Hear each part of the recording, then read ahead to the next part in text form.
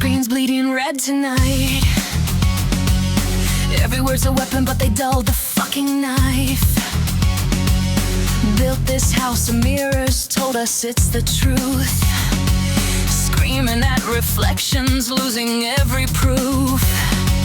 System running overtime, crashing on repeat.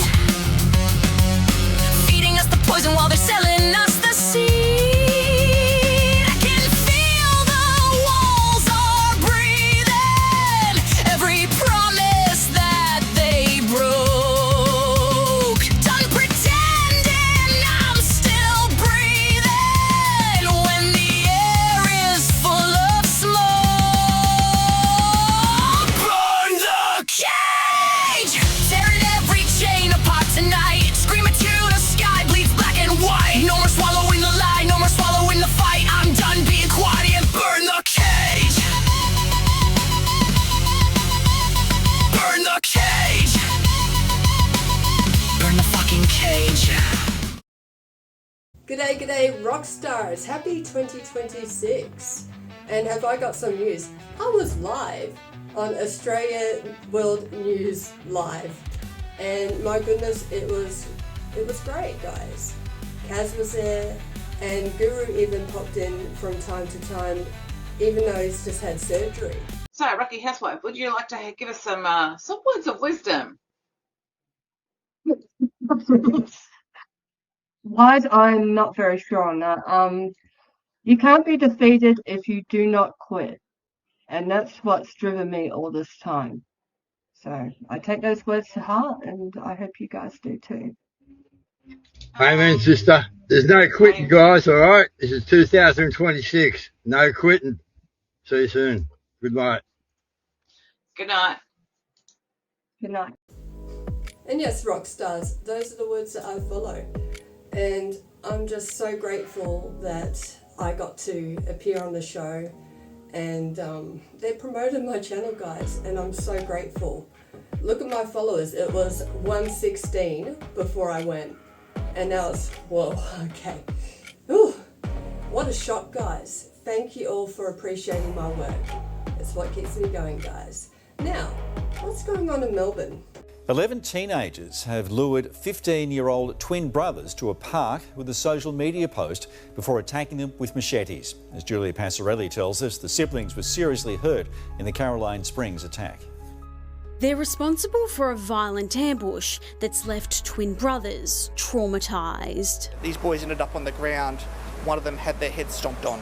One of them has multiple lacerations to both arms. It's a brazen, cowardly attack. This Caroline Springs Park is where the 15-year-old victims were lured last Tuesday night, an online argument sparking the stabbing. It was meant to be a 1v1 type of fight over the social media post. However, upon their arrival, they were ambushed by 11 individuals. To get away from the thugs, one victim jumped into a lake. His brother was slashed with a machete 3 times.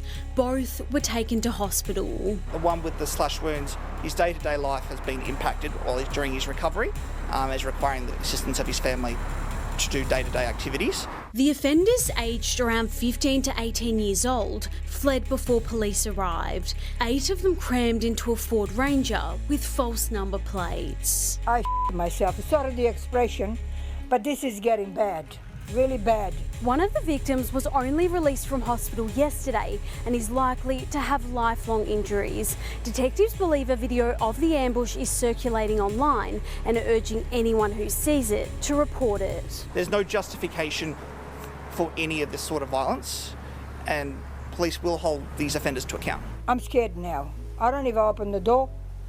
I lock everything. Julia Passarelli, 9 News.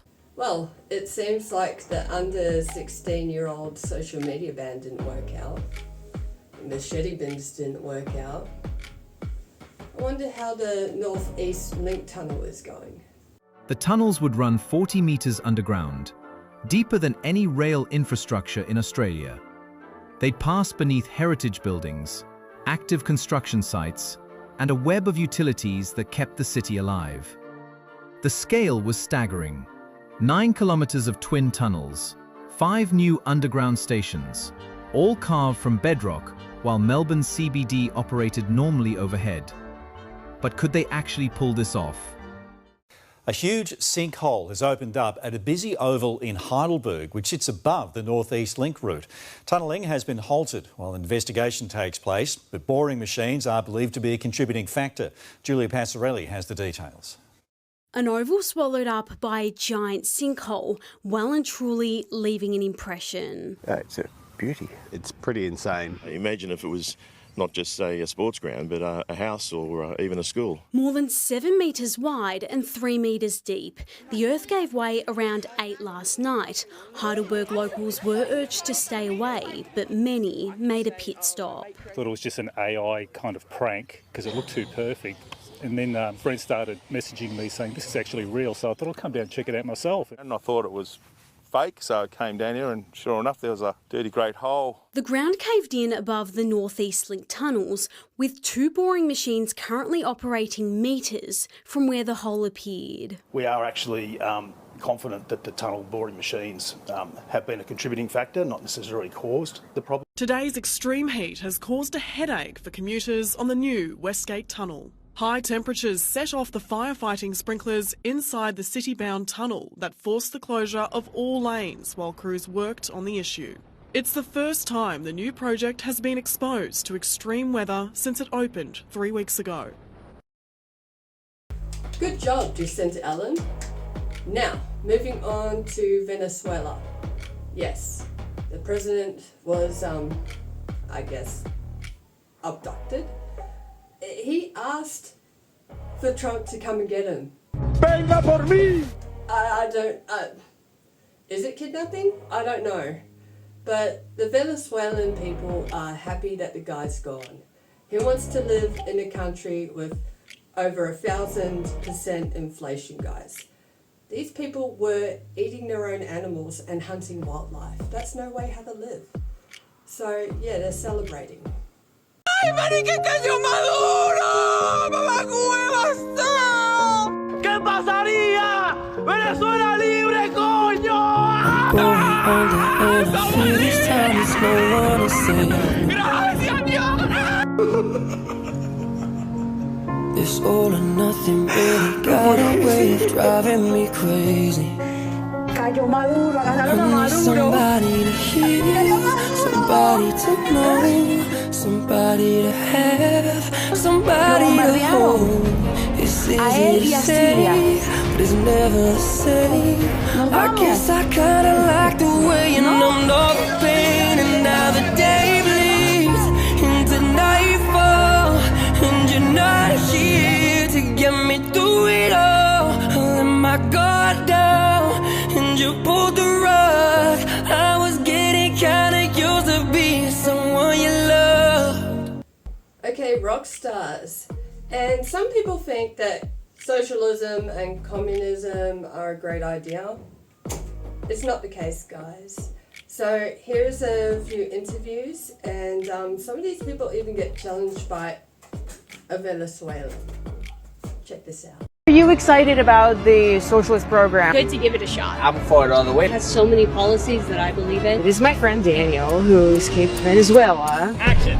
Did you vote for Zoran Mamdani? Of course. Yes. Yeah. I canvassed for him. The young people support him. Mamdani's good. Are you at all worried that he is a socialist? Not really. I think socialism is actually really good for society. I'm a professor. At NYU, I'm assuming. Yes. Are you familiar with how socialism worked out in other countries historically? Just because it didn't work out so well in other parts of the world doesn't mean it won't work out well for New York. I actually have a friend of mine here who fled Venezuela. He is a living product of socialism not working out in other places. Came from Venezuela 9 years ago. It's the only country that was ever destroyed by socialism and democracy. Venezuela, y'all got a lot of other problems to deal with. The problems were caused by the socialist policy. My family went from making $2,000-3,000 a month 20 years ago to $100 a month in 2016. That was because the government gave everything you can imagine for free. We went from being a normal middle-class family with a car, and then no electricity, no water. Mamdani actually thinks that Maduro was not a dictator. And 10 years ago, he actually praised our rigged elections. What specific socialist policies do you think led to that? The government took over people's businesses, farms, grocery stores, factories. Do you support the proposal of government grocery stores? Of course I do. There was very little supply of chicken, toilet paper. There was a line for blocks and blocks for a grocery store. It's all about money, my friend, corruption. Wait, why do you think the grocery store sells you food? For charity or for money? For money. That's not a bad thing. What happened in Venezuela isn't going to happen here.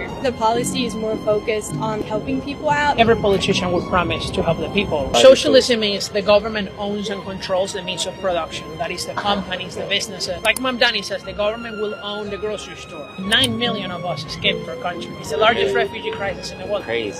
Wow. There is a lot of opportunities to use the wealth of New York to help everyone else. You know, they have tried that in the Soviet Union, from where my parents and my grandparents are from. All they remember of grocery stores is empty shelves. Saram Mamdani himself said that his goal is to abolish private property. All of it. He's going to take everything. We can establish community land trusts to gradually buy up housing on the private market and convert it to community ownership. You want to live in a public housing? No. New York City builds less total housing units than Austin, Texas, a city that is 1/8 of the size of New York. We need a change. But then the change that we need is one that increases the supply of housing, right? Not that one that will decrease it, like Mamdani. And I fear that what happened in Venezuela, Maduro, president that was originally democratically elected, decided to give everything away for free, take people's businesses, for the workers, and then it all went bankrupt and became very poor. Over 62% of young people and 66% of Democrats support socialism nationwide. The Democratic Socialists of America, Yeah. have you heard Yeah. of them? Mamdani is a part of it, right?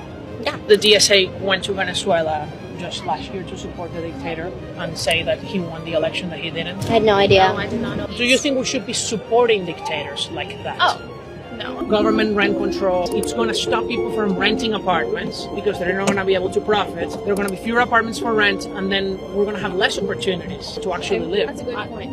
I agree with that. Okay. I understand more about socialism now for sure. Since we have had more free markets and capitalism in the world, billions of people have been lifted from poverty. And that every country that has attempted socialism, Venezuela, Cuba, the Soviet Union, North Korea, Eastern Europe, many countries in Africa, all of them became poor. You've been through it in Venezuela. Yes. Why don't you move out of New York? I already did, actually. Oh, then awesome. Why do you care? Well, I already moved out of my country too. You think people should just keep moving out as socialists destroy their countries and their I mean, cities? if you don't like the policies that the government's in power are doing, then yeah. I think my opinion might have changed a little bit. I'll be doing more research. Thank you for sharing. Well, I heard a great quote about socialism, which is, it's really a great system until you run out of spending other people's money. With the rise of socialism in America, it's more important than ever that we have these conversations. I'm Tanya with the Free Press. And I'm Daniel DiMartino. See you next time. Okay, and if some of you guys are not convinced about what happened in Venezuela being a good thing or a bad thing, here's an interview down in the link in the description below. It's actually pretty good, and she talks about how Trump came in and removed their president. So, yeah, have fun with that, and I'll see you next time. Take care, guys. Okay, and if some of you guys are not convinced, g'day Rockstars, I'm just drinking this really cold drink that used to have ice in it. I'm doing it so I don't collapse from the heat stroke. Whew. Got this sorted.